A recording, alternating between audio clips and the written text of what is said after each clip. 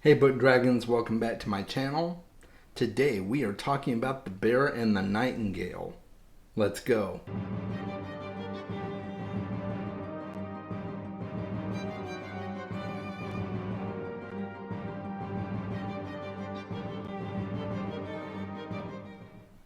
So The Bear and the Nightingale is book one in the Winter Night trilogy by Katherine Arden.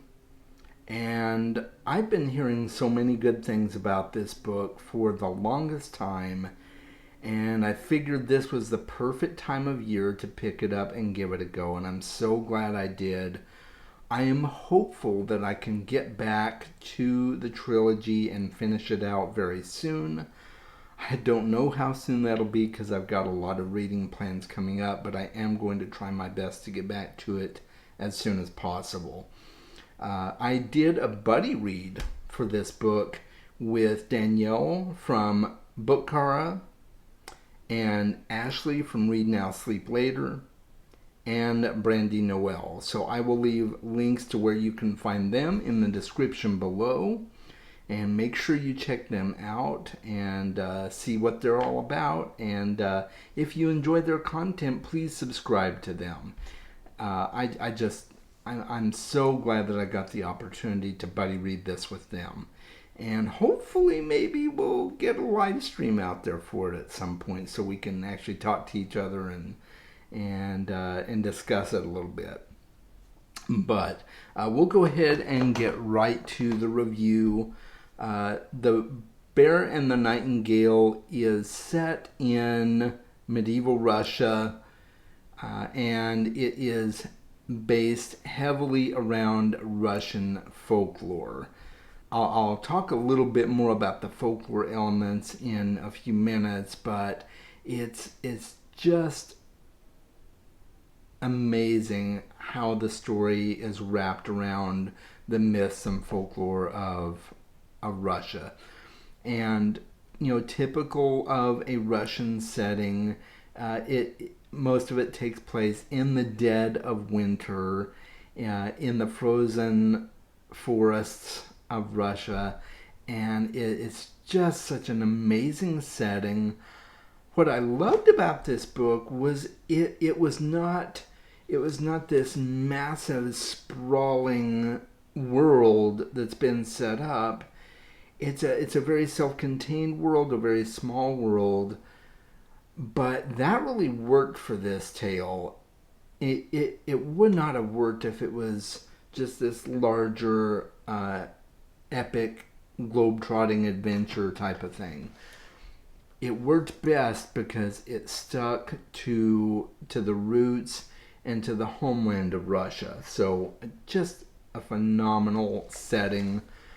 I really loved the backdrop of the frozen forest. It was just beautiful. It was eerie. It was creepy at times, and very dark and foreboding. Just, oh my goodness, the setting was magnificent. So I'm going to talk a little bit about the characters now and let you know what to expect with the characters.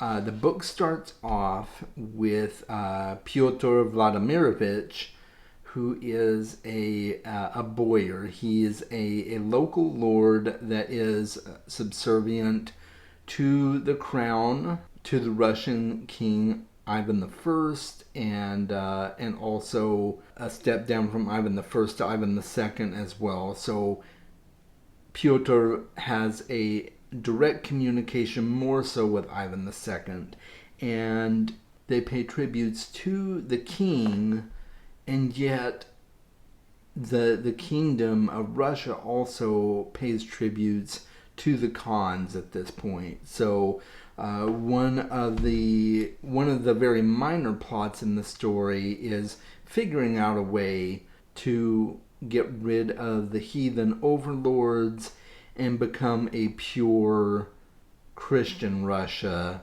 again. And that kind of leads to the major religious politics of this story.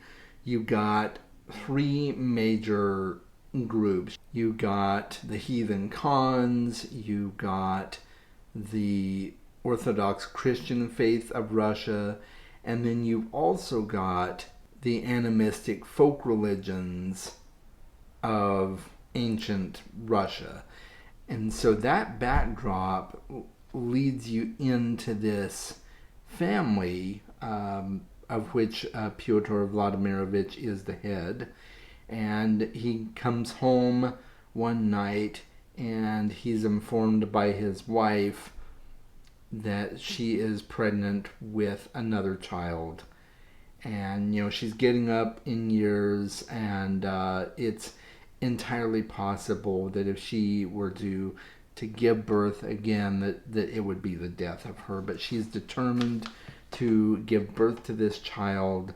She's determined that it's going to be a girl, and she's determined that this girl is going to be gifted like her mother was in the second sight and in the mystical arts of the folklore religions. She just is absolutely determined that she's going to give birth to this child no matter what happens to her. And so, of course, she does give birth to the child, and she does end up dying. And the girl's name is Vasilisa, and she goes by Vasya. A lot of times they refer to her as Vasya. And she's just this odd, quirky, gangly girl who seems to be in touch with nature, and she's just this wild force of nature that nobody seems to really understand. She really sticks out compared to everyone else, especially one of her brothers, who is an extremely devout Christian and is hoping to join the priesthood and become a monk. So just she sticks out so much from the rest of the family, but she is definitely like her mother's mother in that respect. So you've got Vasya, Vasilisa Petrovna is her full name, and she is enamored with the old gods and with nature. And then of course Pyotr himself, he's the lord of the village, and the village is called Lesnaya Zemlya, and he of course, like we said, is a vassal to Ivan the First.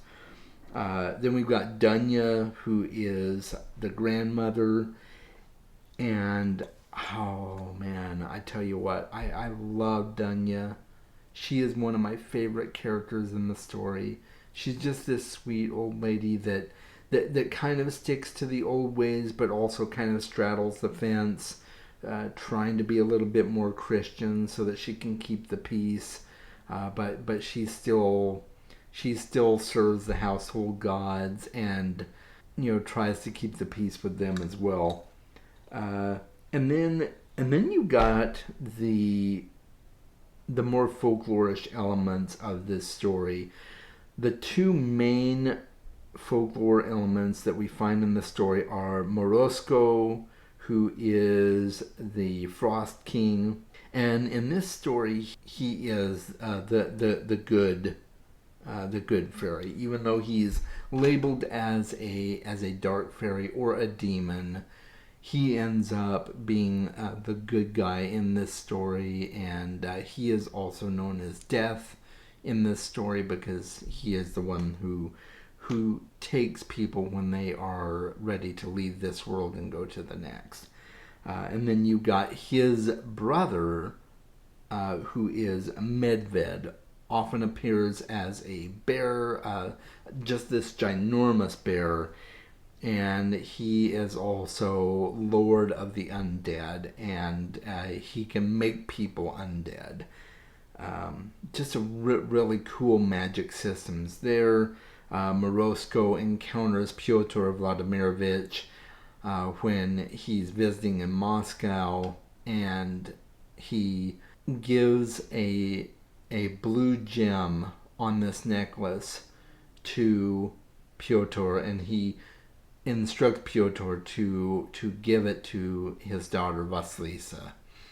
And there's a whole story there that is woven throughout this entire book. So I'm not going to say anything about it, but you need to read it. I mean, just for that whole plot line is just brilliantly done.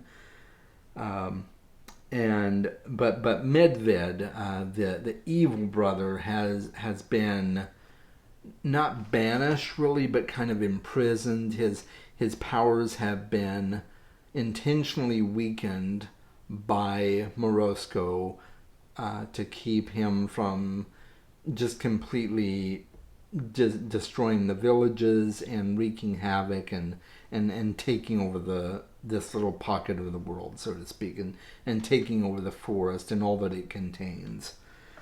So just some really cool characters there. And you got Konstantin Nikonovich. He is a Christian priest that is assigned to this small village to be their house priest. And he's another one of those that you just love to hate. He's just so hateful in the way he treats especially the women and Vasya in particular in this story. But he has been assigned to be their household priest and to make sure that they are keeping the Christian religion alive in their house, which obviously leads to a confrontation against the old gods and the old natures of these people and the folk traditions. So just really interesting religious politics in this story. Then there's another character named Anna Ivanovna. She is actually related to Pyotr's late wife, and when she dies, he remarries. He marries Anna, and so she is Vasya's stepmother, and she's an extremely devout Christian.